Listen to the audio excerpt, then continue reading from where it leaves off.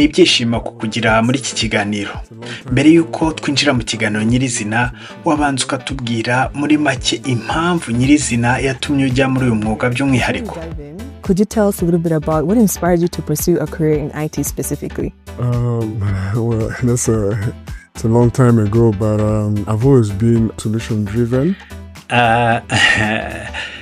Navuga ko ni ibya kera, ni ibyo kuva kera, kuko nakuze n'igihe nari umwana nakuze nkunda cyane gukemura ibibazo, ngakunda gushakisha ibisubizo.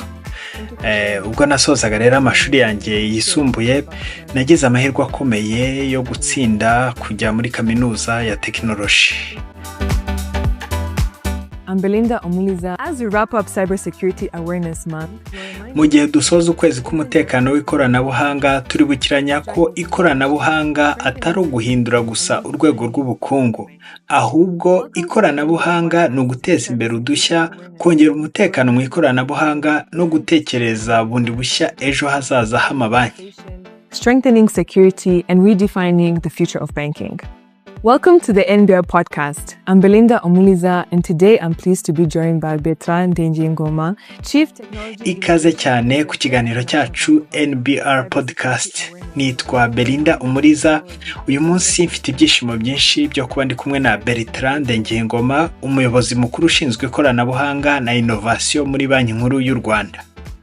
Araza kutubwira byinshi ku bijyanye na tekinoloji, uko iri guhindura imikorere ya Banki Nkuru y'u Rwanda, ndetse anatubwire uko guhindura imikorere kuri gutanga umusaruro ukomeye cyane ku bukungu bw'u Rwanda. Ikaze cyane mu kiganiro BERTRAND. Murakoze cyane Belinda. Welcome to the show, Bertrand. Thank you, Belinda. Yeah, happy to have you here. Before we dive in, could you tell us a little bit about what inspired you to pursue a career in IT specifically? Ni ibyishimo kukugira muri iki kiganiro. Mbere yuko twinjira mu kiganiro nyirizina, wabanza ukatubwira muri make impamvu nyirizina yatumye ujya muri uyu mwuga by'umwihariko. Could you tell us a little bit about what inspired you to pursue a career in IT specifically? Well, it's a long time ago, but I've always been solution driven. Navuga ko ni ibya kera, ni ibyo kuva kera, kuko nakuze n'igihe nari umwana nakuze nkunda cyane gukemura ibibazo, ngakunda gushakisha ibisubizo.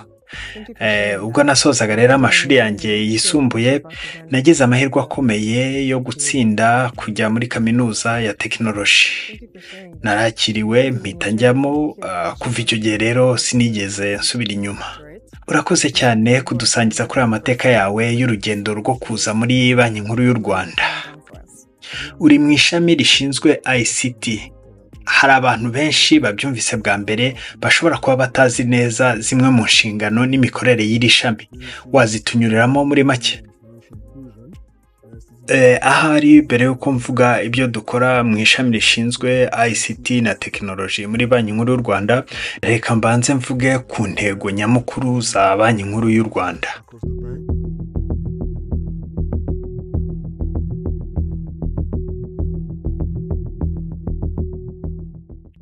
Bisa nk'ibigoye kumenya amateka n'ubuzima bwa BERTRAND NDENGEYINGOMA.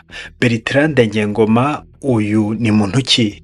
BERTRAND NDENGEYINGOMA wagize amahirwe yo gushyingirwa umukobwa rukumbi wa Perezida wa Repubulika y'u Rwanda ni muntu ki? Iyi nkuru iteye amatsiko. Benshi bakunze kumwiteranya n'uwitwa BERTRAND NDENGEYINGOMA. Akaba ariyo mpamvu twafashe umwanya ngo dukore iki kiganiro dusobanure neza BERTRAND NDENGEYINGOMA uwo ari we. Dushakisha kuri internet amakuru ashoboka dushobora kubona kuri uyu BERTRAND NDENGEYINGOMA. Uyu musore wagize amahirwe yo gushaka mu muryango w'umukuru w'igihugu ni muntu ki? Ni muri iki kiganiro cy'uyu munsi.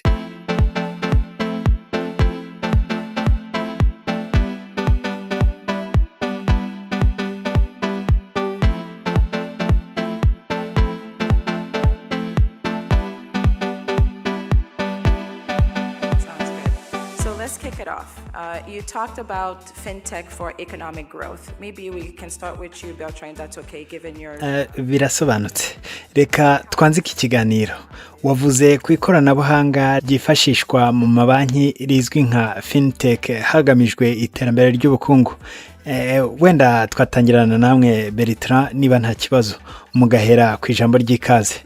Ni gute iri koranabuhanga rya fintech ryazanye impinduramatwara ku isoko ry'imari mu Rwanda?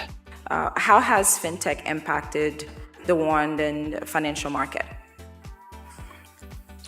Bisa nkaho bigoye cyane kumenya byinshi ku byerekeranye na Bertrand Ndengeyingoma, ariko muri iki kiganiro yagiranye na banki nkuru y'u Rwanda ari nayo akoramo, ikiganiro ubusanzwe kigenda kiba mu ma episode, yasobanuye bimwe mu bimwerekeyeho.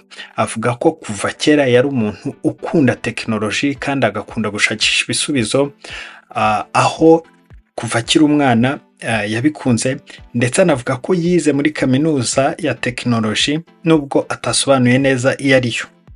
Ibi bikunze gutuma abantu benshi bamwitiranya Bertrand Ndengeyingoma na murumuna we witwa Biri Ndengeyingoma. Uyu Biri Ndengeyingoma na Bertrand Ndengeyingoma bavukana kandi n'umuntu witwa Belize Akariza.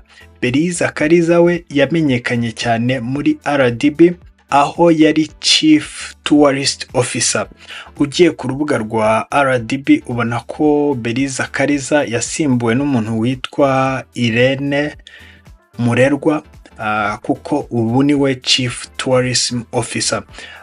Kubabonye ku mihango yo kwita izina yitabiriwe n'abahanzi barimo The Ben mu 2020, Belize Akariza niwe wagaragaye cyane ari Chief Tourism Officer.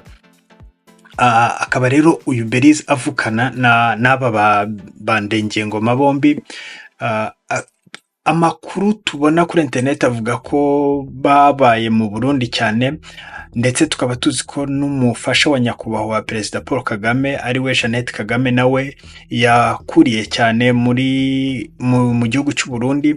Aha rero akaba ariho imiryango yombi yahuye iramenyana. Amakuru akavuga ko ariho n'abana bagiye bamenyanira, yaba ari Ange Kagame ndetse na Bertrand Ndengeyingoma. Bertrand Ndengeyingoma ntabwo hagaragazwa neza amashuri yize, ariko kuri Biri Ndengeyingoma we ugiye kuri internet ubasha kumubona, kuko abantu benshi bakunze kubitiranya. Ariko twavuga ko uyu Biri Ndengeyingoma we yize ibijyanye n'ubwubatsi, akaba ari cyo kimutandukanya n'uyu muvandimwe we Bertrand, kuko Biri Ndengeyingoma we yize ibijyanye na urban planning, akaba yaranakoze no muri Minefra, Minisiteri ijyanye n'ibikorwa remezo, ariko akaba yarize muri London School of Economics and Political Science. Kubitiranya Biri na Bertrand niho bavuga ko ashobora kuba yariganye na Ange Kagame, ariko ntabwo ari byo, kuko nubwo Biri yize muri MIT, Ange Kagame we yize muri Smith College. Nubwo bombi bize muri izi kaminuza zo hanze, Ange Kagame yize muri Smith College ndetse na Columbia. Bertrand we ntabwo hagaragazwa neza aho yize, ntabwo ishuri rye rijya rikomozwaho, kandi ikindi nuko Bertrand Ndengeyingoma nta social media akoresha habe n'imwe.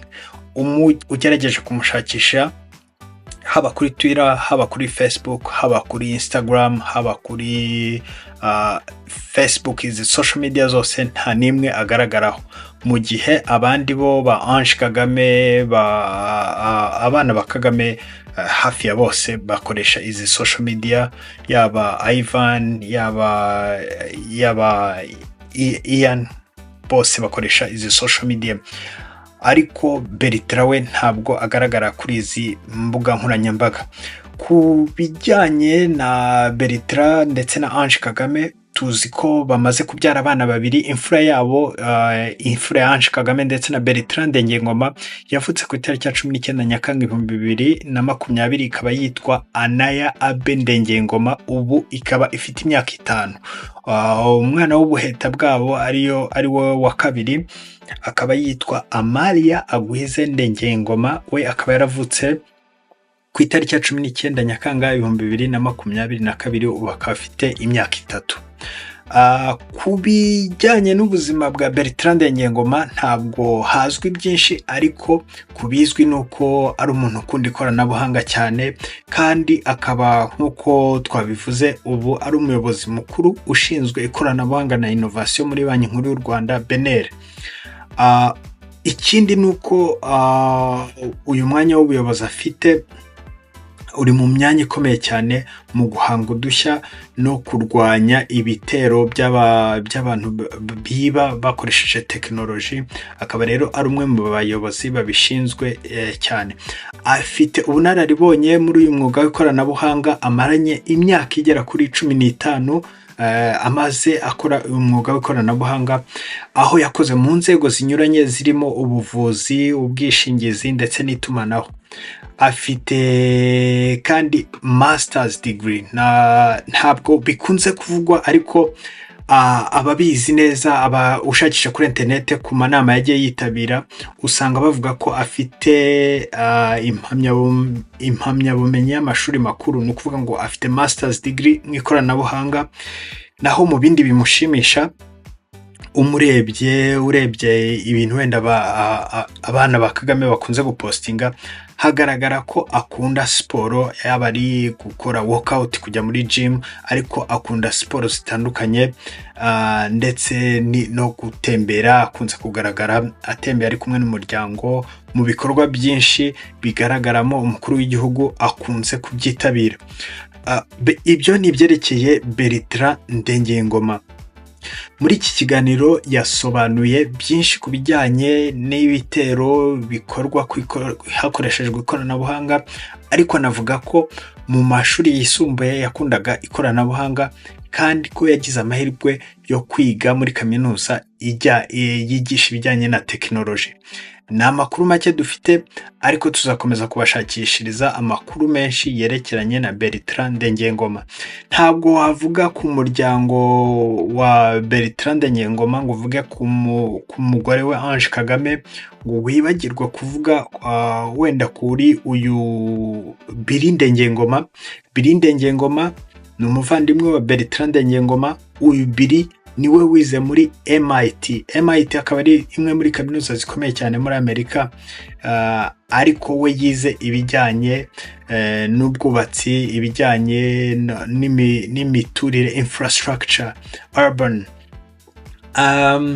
Undi muntu nawe ukunze kuvugwa bitewe n'uko iyo uvuze ibijyanye na RDB, uvuzemo Belize Akariza, uvugamo na Ivan Kagame Cyomoro. Akaba ari umwe mu bagize board of directors, inama y'ubutegetsi ya RDB. Ivan Kagame Cyomoro akaba ari umwe mu banyamuryango bagize board member ni inama y'ubutegetsi y'ikigo gikomeye mu Rwanda cyitwa RDB, ikigo cy'igihugu cy'iterambere. Ayo niyo makuru rero tubashije kubagezaho uyu munsi. Tuzakomeza kubashakishiriza andi makuru, by'umwihariko muri izi podcast zigenda zisohoka, tukazagenda tubabwira by'umwihariko byinshi ku bijyanye na Bertrand Ndengeyingoma. Bertrand Ndengeyingoma ukunze kuvuga ko akunda umuryango we cyane, akaba akunda abana be, akunda n'umuryango yashatsemo. Turabashimiye kuba mwakomeje kubana natwe. Andi makuru ni ukureba mu zindi nkuru twabagejejeho kuri Rwanda Abroad. Ciao, bye.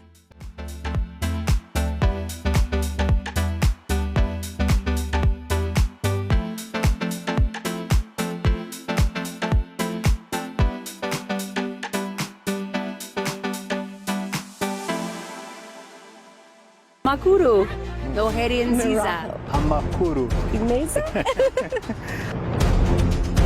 It was my first time to see snow. It was my first time to drive in a big city like Chicago. I have so many impressive stories I want to tell you. This is my culture now.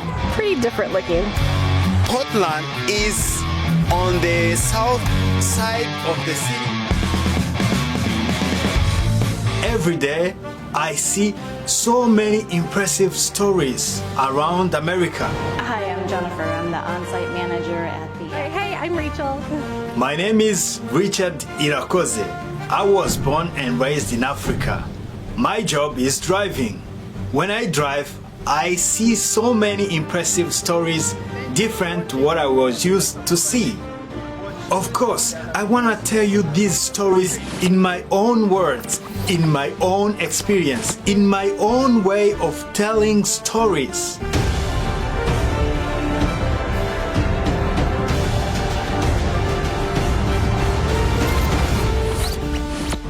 Please consider subscribing to our YouTube channel so you can see the impressive stories I come across and I see every day when I drive around. Subscribing will help me to grow. Maraho. I'm a guru. Something like that. I'm sorry. Yes, that's it. Okay, thank you.